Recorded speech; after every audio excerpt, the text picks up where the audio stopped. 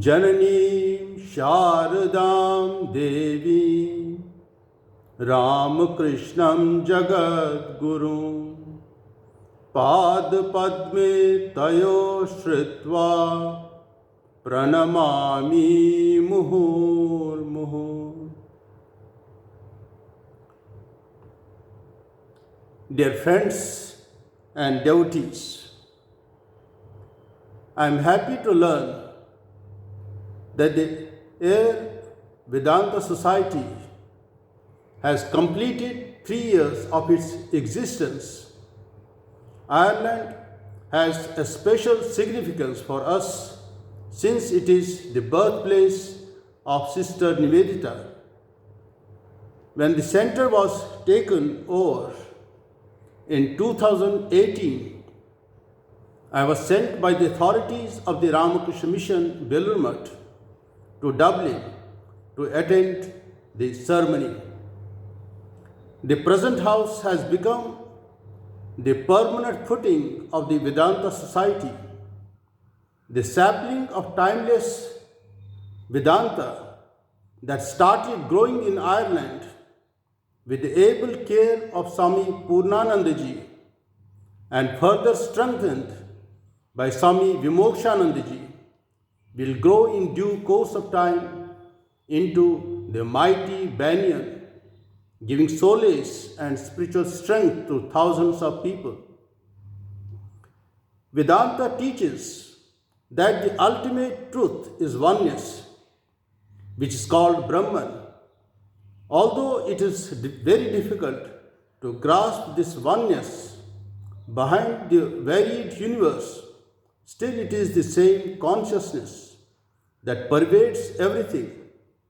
So, the harmony that is brought out in the perceived diversity is based on this principle of oneness, and this forms the main theme of the universal religion. This harmony was fully exemplified in the life and teachings of Sri Ramakrishna and Swami Vivekananda. After having a direct experience of this harmony, Sri Ramakrishna said, all paths are true and they reach the same reality. Sri Ramakrishna, who is regarded as the incarnation of the present age, came with a message, a new set of ideas suited to the needs of the present age. He first applied it in his own life and charged it with power. He trained a group of young disciples to be the torch bearers of his message, and through them laid the foundation of a new monastic order, which came to be known later as the Ramakrishna Mutt.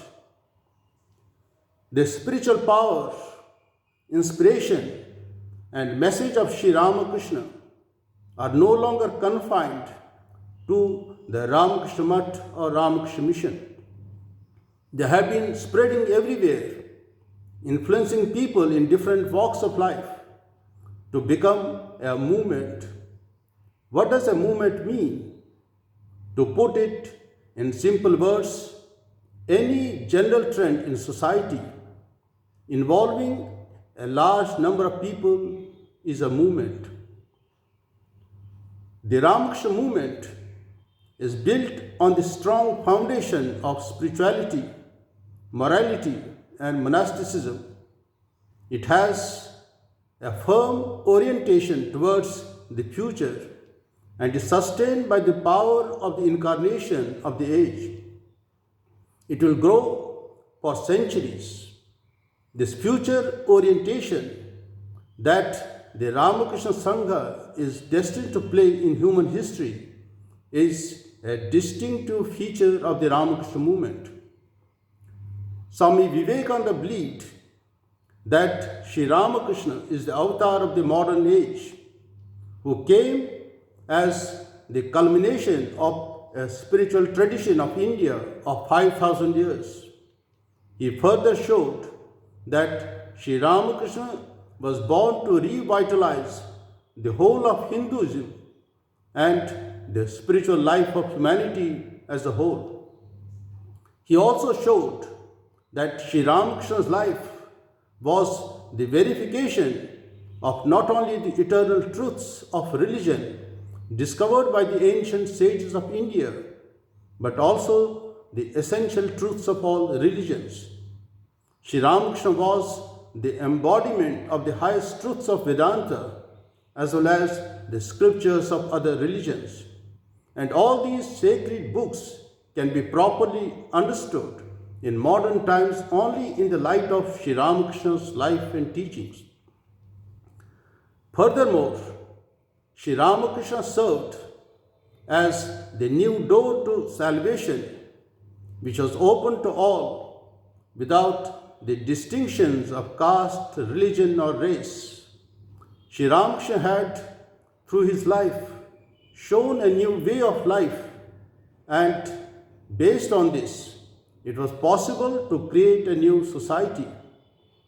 This insight into the significance of Sri Ramakrishna's avatarhood gave Swamiji the faith that with Sri Ramakrishna as the center, a new movement was gathering forces and would finally emerge in the world scene as the dominant spiritual power.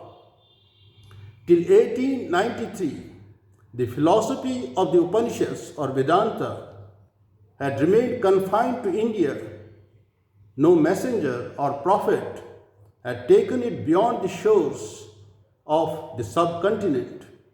With the advent of Sri Ramakrishna, Vedanta was revived, and this tremendously reinvigorated Vedanta now needed wider vistas for the expression of its fullest potential. Thus, it was an act of divine will that Swami Vivekananda reached Chicago in 1893. After his astounding success at the Chicago Parliament of Religions, Swami Vivekananda decided to stay on in America and spread the message of Vedanta. He preached high ideas such as religion is realization, each soul is potentially divine, and religion is the manifestation of divinity within, among earnest seekers after truth. Vedanta was not a mere rational philosophy, but was also a practical religion to be realized and experienced. In August 1895, Swami Vivekananda left America and made his historic first visit to England and Europe. He gave lectures at many places in England. He was more than pleased with his work in England, as can be seen from his letters written to his friends in India, wherein he writes, "In England, my work is really splendid." He visited England again in 1896 and stayed for about 3 months to preach Vedanta. His second visit to England, in fact, was more fruitful and intense as far as his work was concerned. Margaret Noble, who later came to be known as Sister Nivedita, was highly impressed by his knowledge and spiritual personality and accepted Swami Vivekananda as her guru. She decided to dedicate her life in the service of the poor and for the education of girls in India. Similarly, Captain and Mrs. Xavier of London became Swamiji's disciples and came to India to take up the full responsibility of managing and running the Advaita Ashrama at Mayavati at the foothills of the Himalayas. Traveling through many cities of Europe and America and observing in them the comforts and the level of education of even the poor people, Swamiji was reminded of India's poverty and ignorance. He thought women alone could raise them from their degradation. So he wrote to Nivedita, "Let me tell you frankly that I am now convinced that you have a great future in the work for India. What was wanted was not a man but a woman, a real lioness, to work for the Indians, especially women. From her guru, she correctly understood what India really stands for and tried to revitalize her in all spheres of life: religion, art, music, literature, education, etc. Sister Nivedita not only interpreted the ideals of Indian life to the Westerners with rare sympathy and insight, but she identified herself with the faults and failings of Indian life and her people. Since she had espoused the cause of India for good, she had to know India firsthand.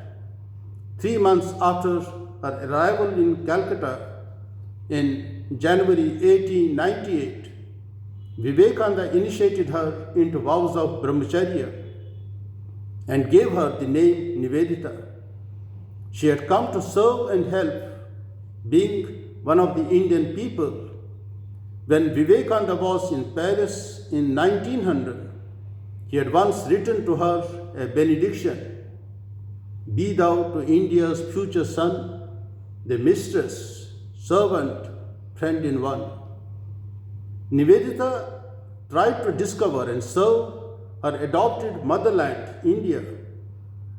What she accomplished was remarkable, not merely in quantity but also in its far-reaching effect on the Indian mind. Sister Nivedita was cremated in a secluded place at Darjeeling, a town in India. A memorial has been erected there where the following most appropriate epitaph has been written: "Here repose the ashes of Sister Nivedita of Sri Ramakrishna Vivekananda, who gave her all to India." We don't know as to who composed this most thrilling, most soul-stirring homage to Sister Nivedita on behalf of all. But how wonderfully does it sum up the entire devoted life of a foreign lady who could make an unknown country her own within a very short span of barely 12 or 13 years. And what did she give? She gave her whole life lovingly for the uplift of India and her people, and she did it unselfishly. I sincerely invoke the blessings of Sri Ramakrishna for the success of the Vedanta Society in Dublin, and may it grow from strength to strength. Thank you.